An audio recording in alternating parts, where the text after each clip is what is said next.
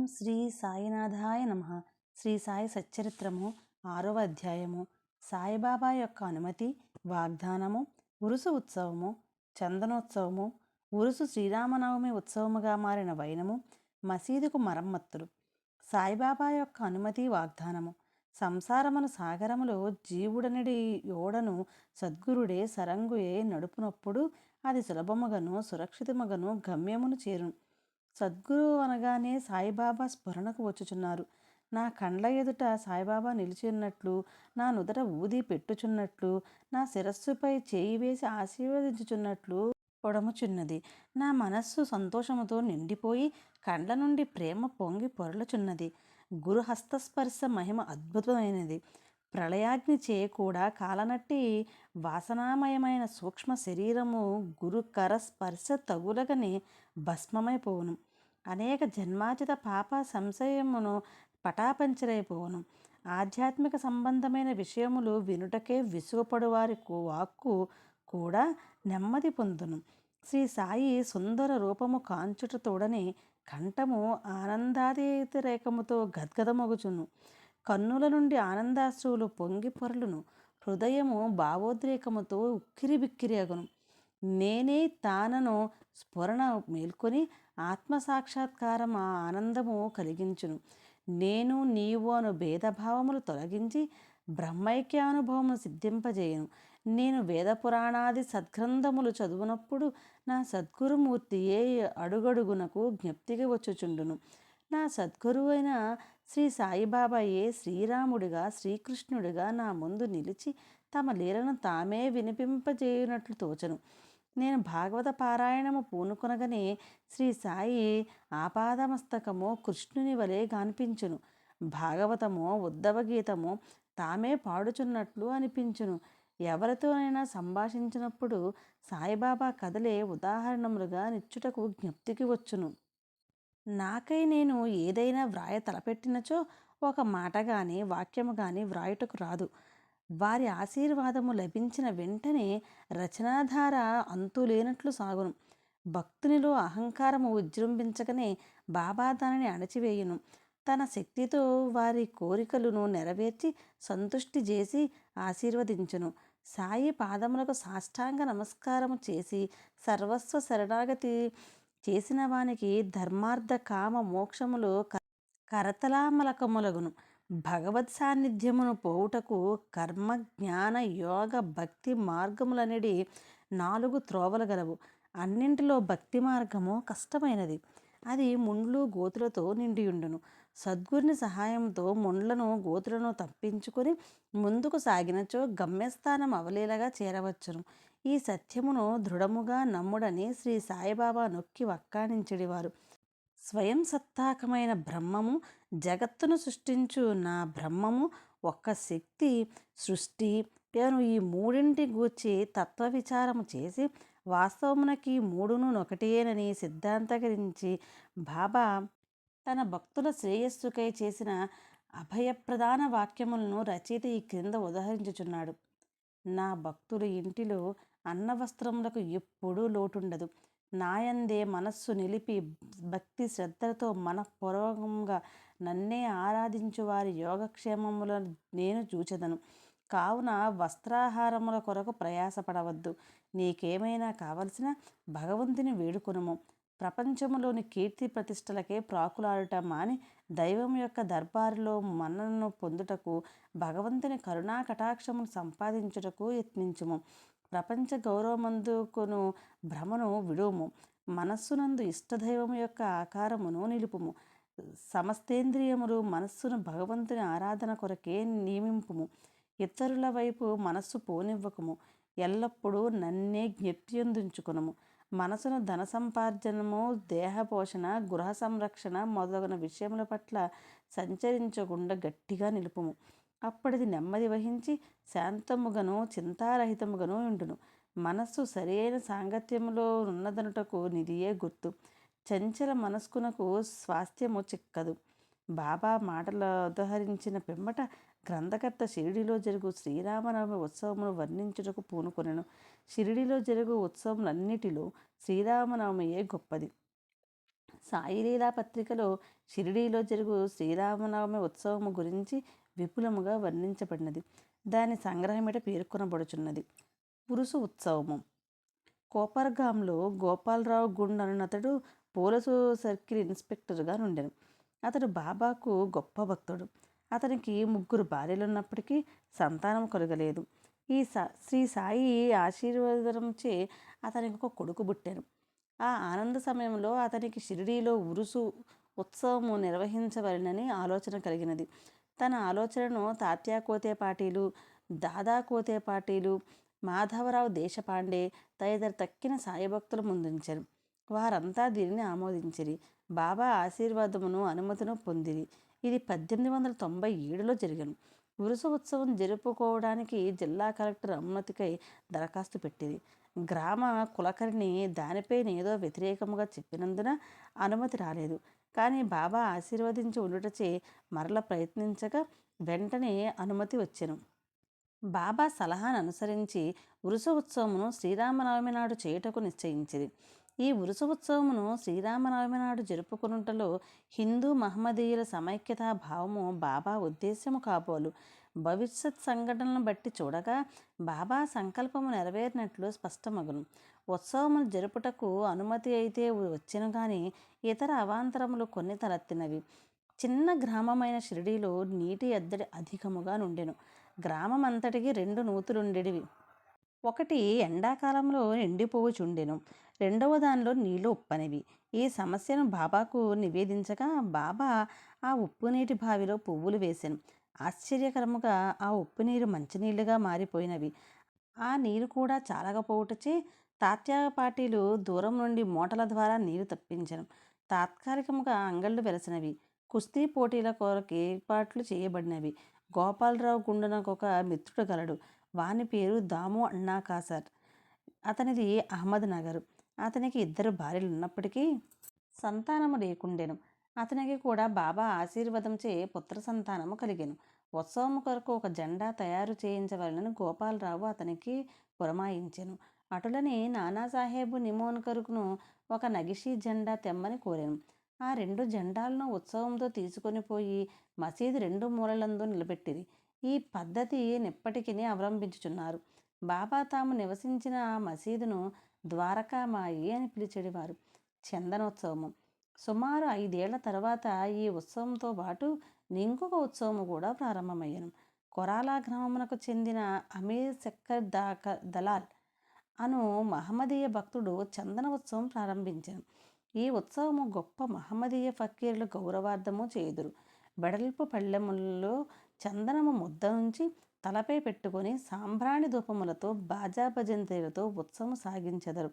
ఉత్సవం ఊరేగిన పిమ్మట మసీదునకు వచ్చి మసీదు గూటిలోను గోడలపైనను ఆ చందనము చేత్తో నందరును తట్టెదరు. మొదటి 3 సంవత్సరములు ఈ ఉత్సవమును అమీర్ సక్కర్ నిర్వహించెను. పిమ్మట అతని భార్య ఆ సేవను కొనసాగించెను. ఒకే దినమందు పగలు హిందువులచే జెండా ఉత్సవము, రాత్రులందు మహమ్మదీయులచే చందనోత్సవము ఏ అరమరికలు లేక జరుగుచున్నవి. ఏర్పాట్లు. షిరిడీలో జరుగు శ్రీరామనవమి ఉత్సవము బాబా భక్తులకు ముఖ్యమైనది, పవిత్రమైనది. భక్తులందరూ వచ్చి ఈ ఉత్సవంలో పాల్గొనుచుండిరి. బయట ఏర్పాట్లన్నీ తాత్యా కోతే పాటీలు చూచుకునివాడు. ఇంటి లోపల చేయవలసినవన్నీ రాధాకృష్ణమ్మాయి అను భక్తురాలు చూచుచుండెను. ఉత్సవ దినములలో ఆమె నివాసం భక్తులతో నిండిపోయేడిది.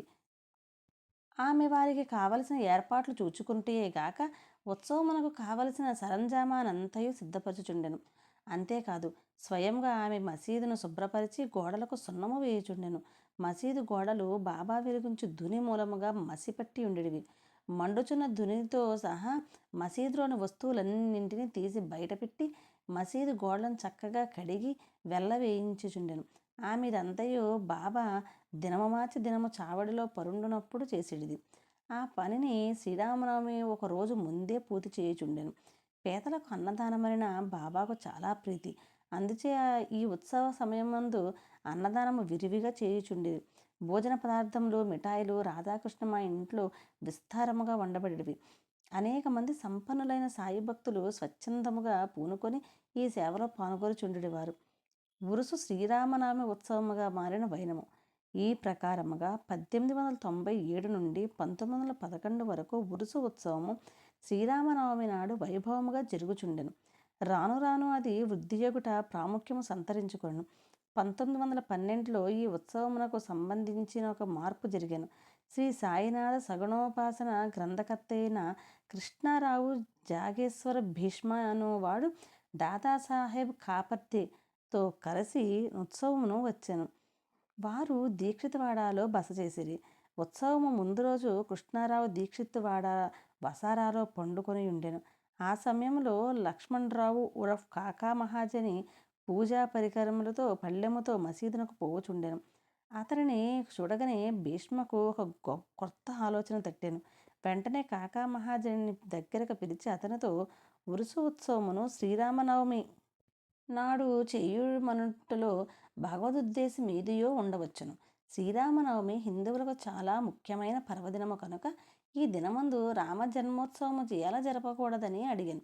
కాకా మహాజనికి ఈ ఆలోచన బాగా నచ్చినది. తమ సంకల్పమునకు బాబా అనుమతి సంపాదించుటకు ఆయత్తమయ్యారు. కానీ భగవత్ సంకీర్తన చేయుటకు అంత తక్కువ వ్యవధిలో హరిదాసును సంపాదించుట కష్టము. ఈ సమస్యను కూడా తుదకు భీష్మయ్యే పరిష్కరించను.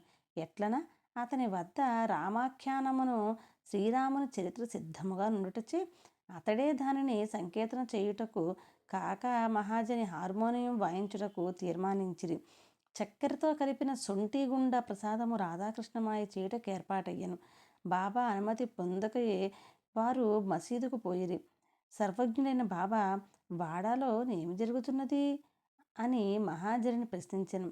బాబా అడిగిన ప్రశ్నలోని అంతరార్థమును మహాజని గ్రహించలేక ఏమీ జవాబివ్వక మౌనముగా నుండెను. బాబా అదే ప్రశ్న భీష్మను అడిగాను. అతడు శ్రీరామనవమి ఉత్సవమును చేయవలయునని తమ ఆలోచనను బాబాకు వివరించి అందులకు బాబా అనుమతినివ్వవలని కోరెను. బాబా వెంటనే ఆశీర్వదించెను. అందరూ సంతసించి రామజయంతి ఉత్సవమునకు సంసిద్ధులైరి. ఆ మరుసటి దినము మసీదును అలంకరించిరి. రాధాకృష్ణమాయ యొక్క ఊయలనిచ్చెను. దానిని బాబా ఆసనము ముందు వేలాడగట్టిరి. శ్రీరామ జన్మోత్సవ వేడుక ప్రారంభమయ్యెను. భీష్ముడు కీర్తన చెప్పటకు లేచెను. మహాజని హార్మోనియం ముందు కూర్చునెను. అప్పుడే లెండి నుండి మసీదుకు వచ్చిన బాబా అదంతే చూచి మహాజనిని పిలిపించెను. రామజన్మోత్సవము జరుపుటకు బాబా ఒప్పుకొనునో లేదో ఏమోగునో అని జంకుతూ అతడు బాబా వద్దకు వెళ్ళెను. అది అంతయు ఏమని, అక్కడ ఊయల ఎందుకు కట్టరని బాబా అతనిని అడిగాను. శ్రీరామనవమి మహోత్సవం ప్రారంభమైనదనియు అందులకై ఊయల కట్టిరని అతడు చెప్పాను. బాబా మసీదులో నుండి భగవంతుని నిర్గుణ స్వరూపమును సూచించు నింబారు నుండి 2 పూలమాలలు తీసి ఒకటి మహాజని మెడలో వేసి ఇంకొకటి భీష్మకు పంపాను. హరికథ ప్రారంభమయ్యాను. రామకథా సంకీర్తనము ముగియగానే బాజా భజంత్రి ధ్వనుల మధ్య శ్రీరామచంద్రమూర్తికి జై అను జయ జయధ్వానములు చేయుచు పరమోత్సాహంతో అందరూ ఒకరిపైనొకరు గులాలు జల్లుకొనిరి. అంతలోనొక గర్జన వినబడెను. భక్తులు చల్లుకొనుచుండిన గులాలు ఎటులనో పోయి బాబా కంటిలో పడెను. బాబా కోపముతో బిగ్గరగా తిట్టుట ప్రారంభించెను. ఇది చూసి చాలామంది భయముతో పారిపోయిరి. కానీ బాబా యొక్క సన్నిహిత భక్తులు మాత్రము అవన్నీ తిట్ల రూపముగా బాబా తమకిచ్చిన ఆశీర్వాదములని గ్రహించి కదలక అక్కడనే ఉండిరి. శ్రీరామ జయంతి నాడు రావణుడనే అహంకారాది హరిషడ్వర్గములను సంహరించుటకు శ్రీ సాయి రూపములోనున్న శ్రీరాముడు ఆగ్రహించుట సహజమే కదా అని భావించి షిరిడీలో ఏదైనా కొత్తది ప్రారంభించినప్పుడెల్లా బాబా కోపించడం ఒక రివాజు. దీనిని తెలిసిన వారు గమ్మున నూరకుండిరి. తన ఊయలను బాబా విరుచునని భయముతో రాధాకృష్ణమాయి మహాజనిని పిలిచి ఊయలను తీసుకొని రమ్మనెను. మహాజని పోయి దానిని విప్పుచుండగా బాబా అతని వద్దకు పోయి ఊయలను తీయవలదని చెప్పాను. కొంతసేపటికి బాబా శాంతించెను. ఆనాటి మహాపూజాహారతి మొదలగునవి ముగిసెను. సాయంత్రం మహాజని పోయి ఊయలను విప్పుచుండగా ఇంకను దాని అవసరం ఉన్నదని కనుక దానిని విప్పవద్దని బాబా అతనిని వారించెను. రామనవమి మరుసటి దినమున జరుపు గోపాల కాలోత్సవముతో గాని ఉత్సవం పూర్తి కాదనే విషయము అప్పుడు భక్తులకు స్ఫురించెను. మరునాడు శ్రీకృష్ణ జననము నాడు పాటించు కాలాహండి అను ఉత్సవము జరిపిరి. కాలాహండి అనగా నల్లని కుండలో అటుకులు, పెరుగు, ఉప్పు, కారము కలిపి వ్రేలాడగట్టెదరు. హరికథ సమాప్తమైన పిమ్మట దీనిని కట్టెతో పగలగొట్టెదరు. రాలిపడిన అటుకులను భక్తులు ప్రసాదముగా పంచిపెట్టెదరు. శ్రీకృష్ణ పరమాత్ముడు ఈ మాదిరిగానే తన స్నేహితులకు గొల్లపిల్ల వండ్రకు పంచిపెట్టుచుండెను. ఆ మరుసటి దినము ఇవన్నీ పూర్తయిన పిమ్మట ఊయలను విప్పుటకు బాబా సమ్మతించెను. శ్రీరామనవమి వేడుకలు ఈ విధముగా జరిగిపోచుండగా పగటివేళ పతాకోత్సవము, రాత్రియందు చందనోత్సవము కూడా యథావిధిగా జరిగినవి. ఈ విధముగా ఆనాటి నుండి ఉరుసు ఉత్సవము శ్రీరామనవమి ఉత్సవముగా మారెను. 1913 నుండి శ్రీరామనవమి ఉత్సవంలోని అంశములు క్రమముగా హెచ్చినవి. చైత్ర పాడ్యం నుండి రాధాకృష్ణమాయి నామసప్తాహం ప్రారంభించుచుండెను. భక్తులందరూ వంతుల వారీగా అందు పాల్గొనుచుండిరి. ఒక్కొక్కప్పుడు రాధాకృష్ణమాయి కూడా వేకువజాముననే భజనలో చేరుచుండెను. శ్రీరామనవమి ఉత్సవములు దేశమంతటా జరుగుటచే హరికథా కాలక్షేపము చేయు హరిదాసులు దొరుకుట దుర్లభమగుట ఉండెను. శ్రీరామనవమికి 5-6 రోజుల ముందు ఆధునిక తుకారం అని పిలువబడు బాలాబువ మాలీయను సంకీర్తనాకారుని కాకా మహాజని యాదృచ్ఛికంగా కలియుట తటస్థించినది. శ్రీరామనవమి నాడు సంకీర్తన చేయుటకు మహాజని అతడిని షిరిడీ తోడ్కొని వచ్చెను. ఆ మరుసటి సంవత్సరము కూడా అనగా 1914లో తన స్వగ్రామమైన సతారా జిల్లా బృహద్సిత్తకవటై గ్రామములో ప్లేగు వ్యాపించి యుండుట చేత బాలబువ సతార్కర్ సంకీర్తన కార్యక్రమములు లేక ఖాళీగా నుండెను. కాకాసాహెబ్ దీక్షిత్ ద్వారా బాబా అనుమతి పొంది అతడు షిరిడీకి వచ్చి హరికథా సంకీర్తనము చేసెను. బాబా అతడిని తగినట్లు సత్కరించెను. 1914వ సంవత్సరంలో ప్రతి సంవత్సరము శ్రీరామనవమి నాడు షిరిడీలో సంకీర్తన చేయు బాధ్యతను శ్రీ దాసగణ మహారాజునకు బాబా అప్పగించుట ద్వారా ఏటేటా ఒక్కొక్క కొత్త హరిదాసును పిలిచే సమస్య శాశ్వతంగా పరిష్కరించబడెను. 1912 నుండి ఈ ఉత్సవము రాను రాను వృద్ధి పొందుచుండెను. చైత్ర శుద్ధ అష్టమి మొదలు ద్వాదశి వరకు షిరిడి తేనె త్రుట్టియ వలె ప్రజలతో కిటకిటలాడుచుండెను. అంగళ్ళ సంఖ్య పెరిగిపోయెను. కుస్తీ పోటీలలో అనేక మంది ప్రముఖ మల్లులు పాల్గొనుచుండిరి. పేదలకు అన్న సంతర్పణ విరివిగా జరుగుచుండెను. రాధాకృష్ణమాయి కృషిచే షిరిడి ఒక సంస్థానముగా రూపొందెను. వివిధమైన హంగులు అలంకారములు పెరిగినవి. అలంకరింపబడిన గుర్రము, పల్లకి, రథము, పాత్రలు, వెండి సామానులు, బాల్టీలు, వంట పాత్రలు, పటములు, నిలువుటద్దములు మొదలగునవి బహూకరింపబడిన. ఉత్సవమునకు ఏనుగులు కూడా వచ్చెను. ఇవన్నీ ఎంత హెచ్చినప్పటికీ సాయిబాబా వీనినేమాత్రము లక్ష్యపెట్టక యథాపూర్వము నిరాడంబరులై ఉండేవారు. ఈ ఉత్సవములో గమనింపవలసిన ముఖ్య విషయమేమన హిందువులు మహమ్మదీయులు ఎట్టి అరమరికలు లేక కలిసిమెలిసి ఉత్సవములో పాల్గొనుచుండేవారు. ఈనాటి వరకు ఎటువంటి మత కలహములు షిరిడీలో తలెత్తలేదు. మొదట 5,000 నుండి 7,000 వరకు యాత్రికులు వచ్చేవారు. క్రమక్రమముగా ఆ సంఖ్య 75,000కు పెరిగినది. అంత పెద్ద సంఖ్యలో జనులు గుమిగూడినప్పటికీ ఎన్నడూ అంటువ్యాధులు కానీ అల్లర్లు కానీ సంభవించలేదు. మసీదుకు మరమ్మతులు. గోపాలరావు గుండెనకు ఇంకొక మంచి ఆలోచన తట్టెను. ఉరుసు ఉత్సవం ప్రారంభించిన విధముగానే మసీదును తగినట్లుగా తీర్చిదిద్దవలెనని నిశ్చయించుకొనెను.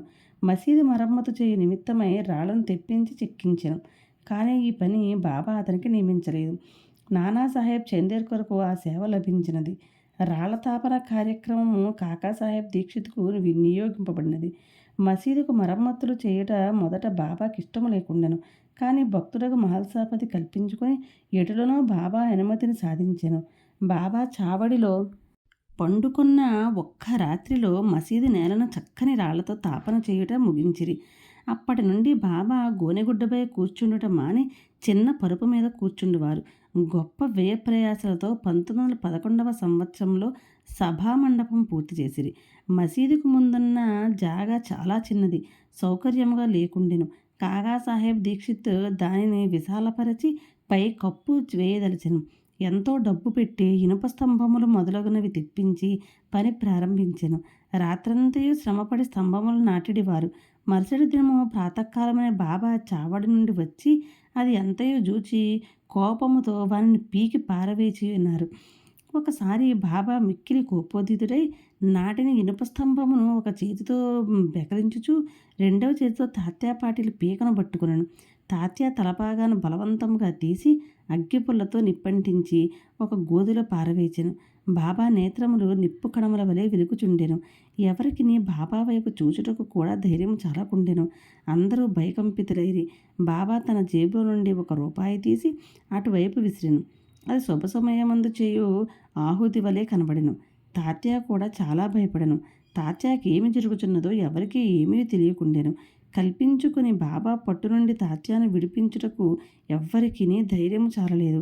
ఇంతలో కుష్ఠరోగి బాబా భక్తుడు నాకు బాగోజేసిందే కొంచెం ధైర్యము కూడగట్టుకొని ముందుకు పోగా బాబా వారిని ఒక ప్రక్కకు తోసివేశాను. మాధవరావు సమీపించబోగా బాబా అతనిపై ఇటుకరాయి రువ్వెను. ఎంతమంది ఆ జోలికి పోదలిచిరో అందరికీ ఒకే గతి పట్టెను. కానీ కొంతసేపటికి బాబా శాంతించెను. ఒక దుకాణదారుని పిలిపించి వాని వద్ద నుండి ఒక నగిషి జరీపాగాను కొని తాత్యాకు ప్రత్యేకముగా సత్కరించుటకా అన్నట్లు దానిని స్వయముగా తాత్యా తలకు చుట్టెను. బాబా ఒక్క ఈ ఈ వింత చర్యను చూచిన వారెల్లరూ ఆశ్చర్యమగ్నులైరి. అంత త్వరలో బాబాకి ఎట్లు కోపం వచ్చెను? ఎందుచేత ఈ విధముగా తాత్యాను శిక్షించెను? వారి కోపము తక్షణమే ఎట్లు చల్లబడెను అని అందరూ ఆలోచించుచుండిరి. బాబా ఒక్కొక్కప్పుడు శాంతమూర్తి వలె కూర్చుండి అత్యంత ప్రేమానురాగంతో మాట్లాడుచుండురు. అంతలో నకారణముగా కోపించెడివారు. అటువంటి సంఘటనలు అనేకము గలవు. కానీ ఏది చెప్పవలననో విషయము తేల్చుకొనలేకున్నాను. అందుచే నాకు జ్ఞాపకం వచ్చినప్పుడెల్లా ఒక్కొక్కటి చెప్పెదను. 6వ అధ్యాయము సంపూర్ణము. సద్గురు శ్రీ సాయినాథార్పణమస్తు. శుభం భవతు.